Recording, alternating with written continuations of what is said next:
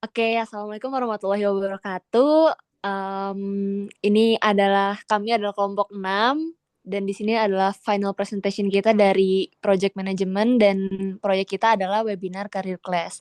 Saya Isfa Maliasya dengan NIM 231 0312 039. Lanjut di sini ada Saya Aymar Ken Imron dengan NRV 231 031 2 041. Saya itu pada Salahuddin 31 031 2 066. Oke, boleh di next.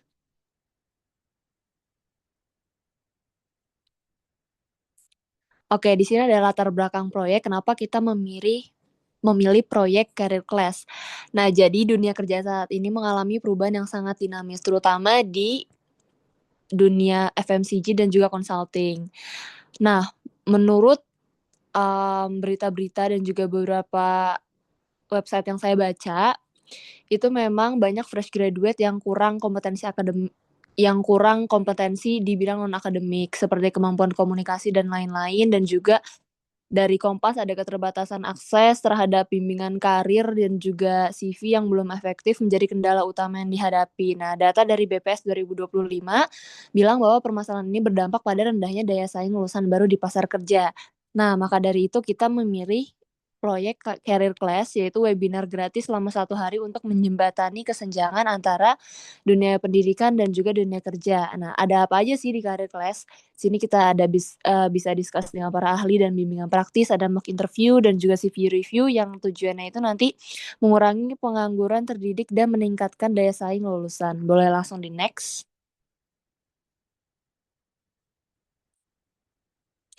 Oke, di sini ada project profile dan project charter. Um, Singkatnya yang tadi untuk tentang career class ini adalah kita bisa diskusi sama para ahli dan juga bimbingan praktis, ada mock interview dan juga CV review yang tujuannya itu mengurangi pengangguran terdidik dan meningkatkan daya saing lulusan Indonesia. Untuk project duration-nya itu ada sekitar 78 hari dari 5 April sampai 21 Juni 2026 dengan hari hanya itu di tanggal 14 Juni 2026. Untuk cost estimation-nya di Rp100.000. Boleh di next. Di sini ada project organization, ada dua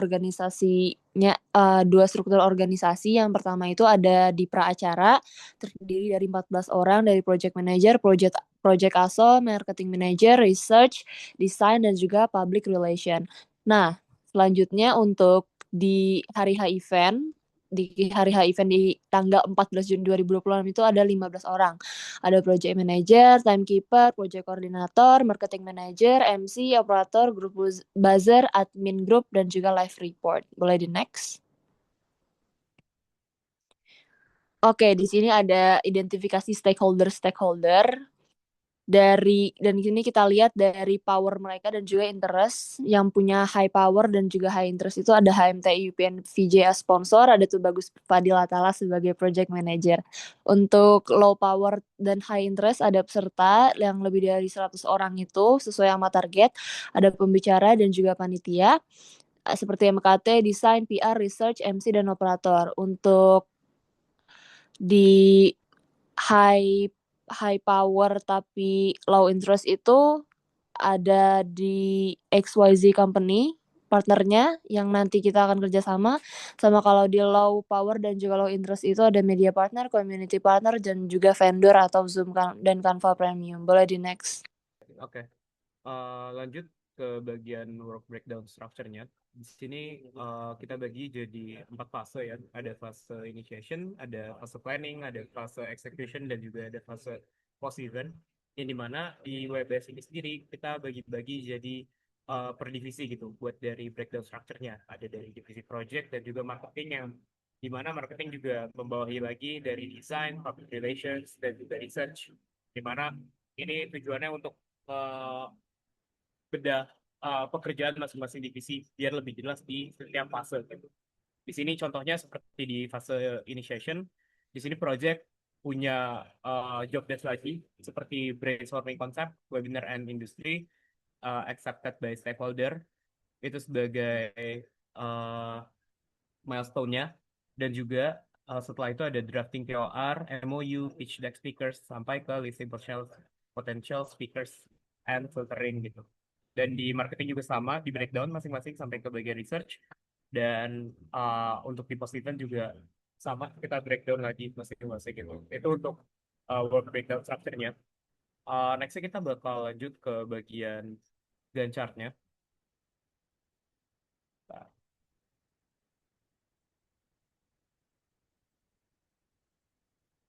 oke.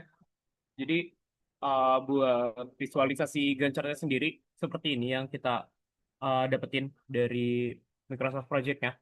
Ini di kiri ada bagian WBS-nya atau di bagian task name-nya, ada duration, start, and finish-nya juga. Dan di sini yang warna merah itu kelihatan yang CPM atau critical path method-nya dari uh, Gantt chart yang kita dapetin. Mungkin ini saya zoom in sedikit ya. Jadi di sini terlihat dari fase initiation yang dimana dari tanggal 5 April hingga finish di tanggal 9 Mei ya. Finish di 9 Mei itu untuk fase inisiasi dan planning juga memakan waktu 51 hari dari 10 Mei hingga 29 Juni gitu.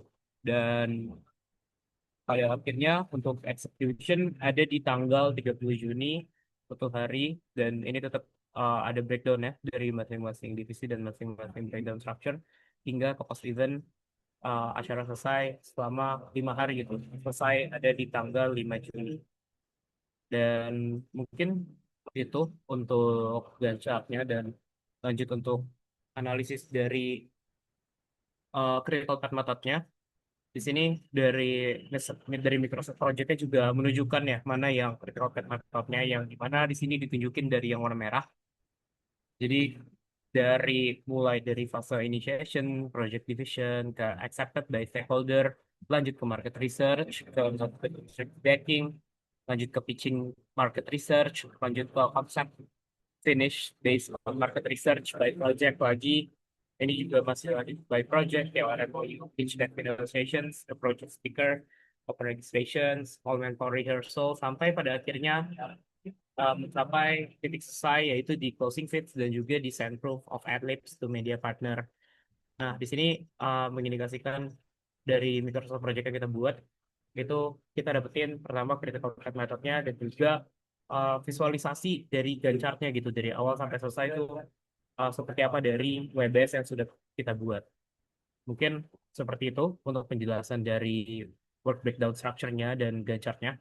Dan lanjut di sini ke bagian resource planning.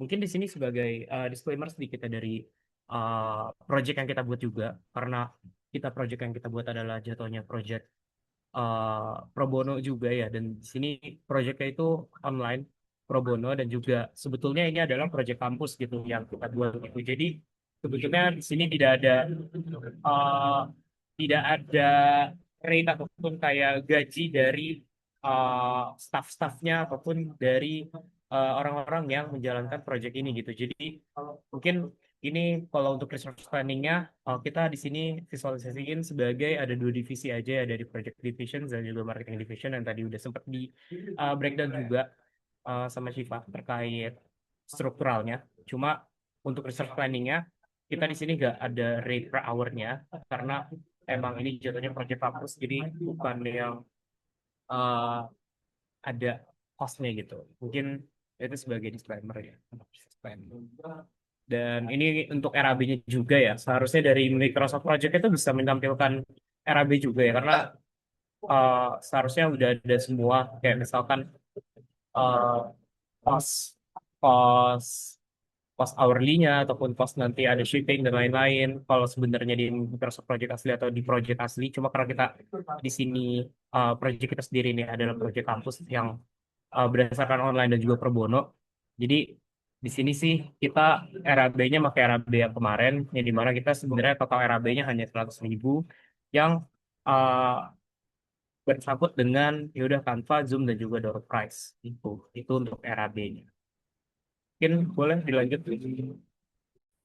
Oke, sini setelah tadi udah dijelasin gimana proses-prosesnya, ini kita juga udah menganalisis resiko yang mungkin bakal terjadi saat acaranya berlangsung. Sini yang pertama ada dari resiko yang tinggi, itu ada pendaftaran di bawah target. Nah, itu levelnya itu level 16. Nah, mitigasi yang akan kita lakukan yaitu aktifkan grup buzzer dan admin grup intensif atau registrasi tiap 2 hari dan tambah push konten jika H-7 masih kurang dari 60 peserta. Lalu ada media partner sudah dikonfirmasi levelnya 15. Mitigasinya yaitu pendekatan sejak fase initiation, siapkan value proposition, target minimal 3 media partner sebelum open registrasi.